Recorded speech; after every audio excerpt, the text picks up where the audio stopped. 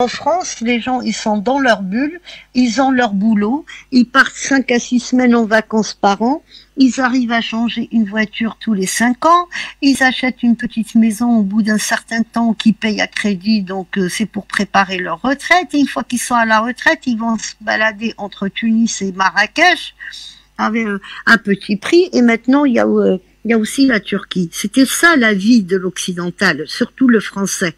C'est en France que je vis et j'ai un peu étudié leur comportement et comment ils vivent. Et ben l'étranger qui vient d'Afrique, lui pendant les vacances, pendant le mois de juillet ou août, quand il a un mois de vacances, il va faire des remplacements un peu par-ci, un peu par-là, tout ça pour économiser un peu d'argent et envoyer au pays, envoyer à sa communauté.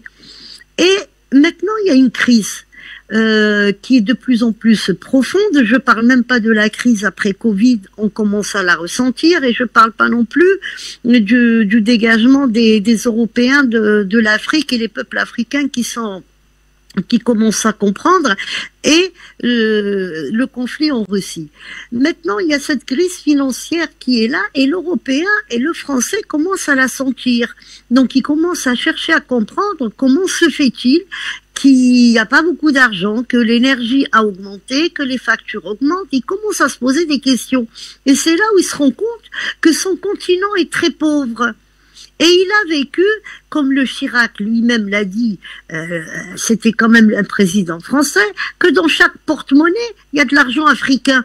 Donc les Occidentaux, et principalement les Français, ils commencent à comprendre ça, que l'argent qu'ils dépensent n'est pas le leur. Et pendant que eux, ils partent en vacances et ils s'amusent, il y a l'Africain qui subit déjà chez lui. Quand il arrive en Europe, il est stigmatisé. Le temps qu'il régularise, ça fait déjà 7-8 ans qu'il est en France et travaille en noir, c'est pas comptabilisé pour sa retraite.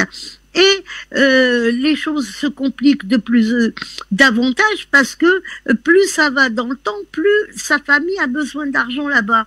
Donc l'Africain, il commence à dire stop.